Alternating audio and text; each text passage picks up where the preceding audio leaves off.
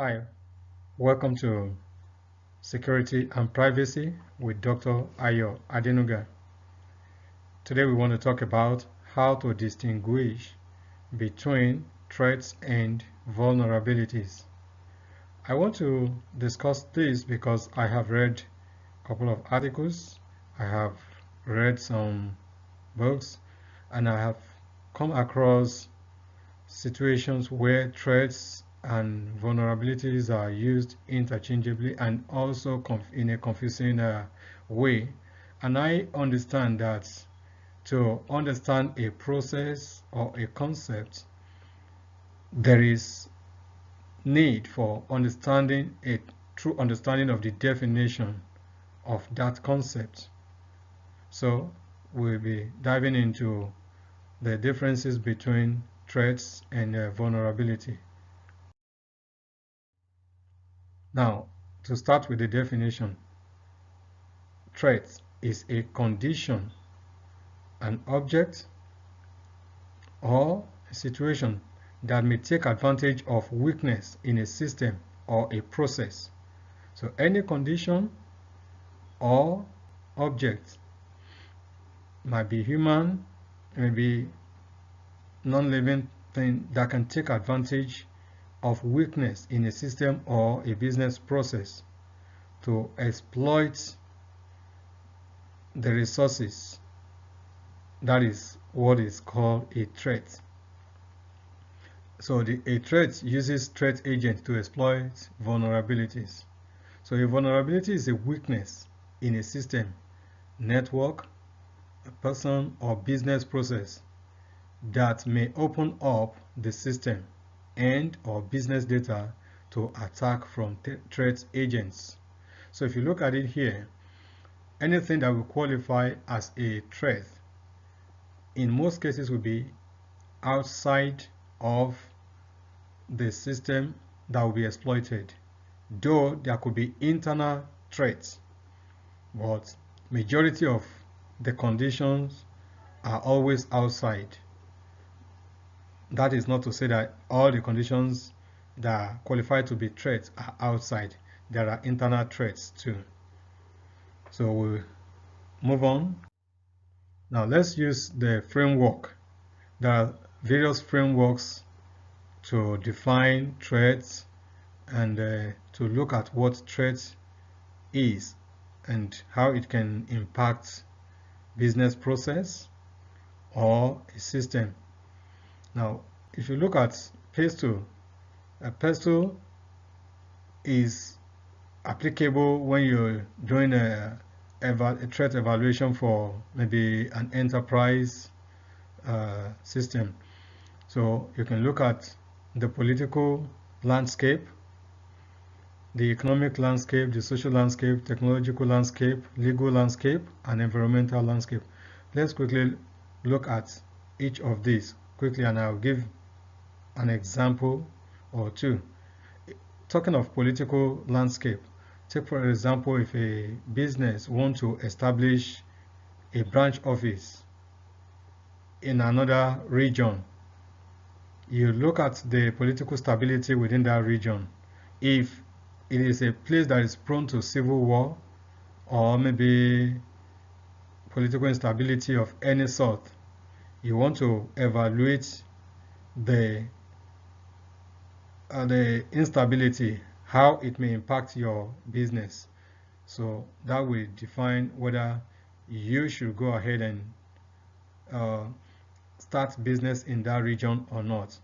Looking at economic landscape, you want to look at the economy of a particular region or a place.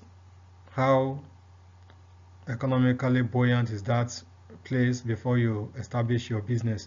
For example, if you're looking for new buyers, you want to expand your market, definitely you want to establish your business where the buyers will have economic power to purchase. Remember that a demand that is backed up with effective purchasing power is the real demand. So social, what maybe age group are you targeting, and things like that. Technology, what is the new technology that is coming up? Will it impact the one we are using right now? Will it impact our business? Will the opponent or maybe a competitor come up with a new technology, a new innovation that can impact the way we do business and can take away a large part of our market share? Legal, what we are doing, are we liable in any way? We want to look at that. Take for example the issue of privacy concern. Talking about maybe data breach, how you disclose the information, how you disclose what has happened to your customers. In some parts of the world, whether you disclose or not, nobody cares. In some parts, you have a time frame and you have to abide by the law, so you have to look at that. Then environmental, what natural disaster is this particular region prone to? Will it affect our business? Now let's go back now, coming back into IT. Let's pull IT out of technology. Now we want to look at threats using Microsoft developed a framework, STRIDE. S stands for spoofing, T for tampering, R for repudiation, I for information disclosure, D for denial of service, and E for elevation of privilege. Now let's look at spoofing. When a person or program pretends to be a legitimate user or network object by presenting false data for authentication just to gain access to secured resources. So in this place, that program or a person is the threat. Is it possible for anyone like that to exist? Is it possible for a program to pretend to be a legitimate program? That program that we're thinking, could it be a legitimate program, is a threat. So the vulnerability in this situation could be the weakness in email security configuration, poor security awareness training, and weak password. So these are the weaknesses that a person or program, a malicious person or program, can exploit. Then tampering.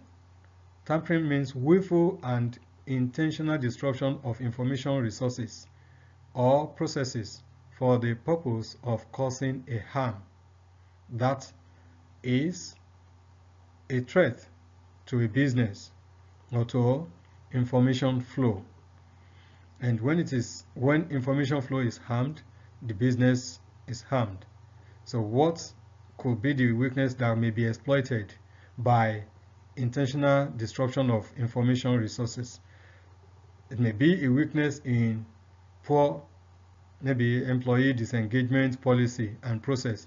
For example, if an organization have a very poor employee disengagement policy, when the employee is leaving, there should be a process and there should be a standard, the time at which any resource, especially technology devices that individual is using, need to be withdrawn, the password changed and stuff like that. If nothing like that happens and the employee that is maybe disengaged, not gloriously, not willingly, but because maybe the employee is terminated, and walks out of the door and still have access to the information resource of the organization, such an employee can cause harm.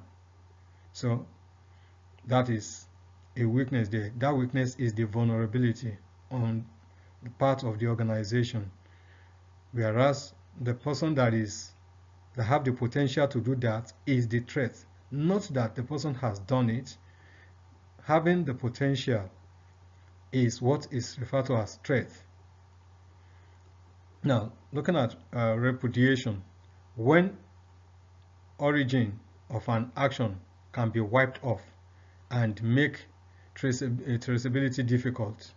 For example, if I log in into a system, but I can actually wipe off the log file to ensure that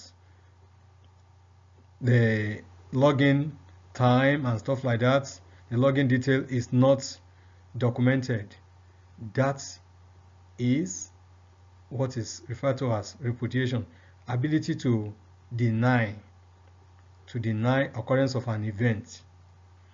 This is possible when multiple users share same password. That's just one example.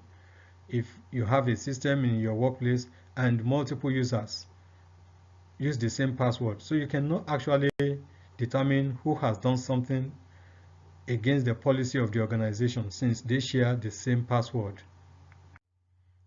Information disclosure. This is the possibility of critical information being disclosed either intentionally or unintentionally. So that possibility is the threat. Lack of security awareness training can make employees susceptible to social engineering. So that lack of social awareness training, lack of security awareness training is the vulnerability there. It means the employee is vulnerable to disclosing critical business information because of lack of education. Then, denial of service. Attack that hijack computing devices and their resources temporarily or permanently by locking out the legitimate user and owners out of the resources. So that hijack the object, the program, or human being that can perpetrate that act is a threat, while the weakness could be in poor employee disengagement policy, like we have said earlier, absence of firewall, or poor configuration of systems. So poor configuration of system is a weakness, and that is vulnerability. Whereas the person or the program that can take advantage of that weakness is the threat. Now, escalation of privilege. Exploiting a weakness in a system to gain elevated privilege. That is, to act like a super user or using admin privilege, whereas the person is supposed to be a common user on that system. That situation, the weakness that can make that person to have that advantage is the vulnerability. The vulnerability may be the presence of system bug, weak configuration, like using default password. So when you have a system, let's say you have a new router and you use default password, that is a vulnerability there. Whereas the person that can take advantage of that is the threat. So in this situation, it could be an internal threat, it could be a worker within, and it could be hacker from outside. So whosoever takes have the potential to take advantage of that weakness is the threat.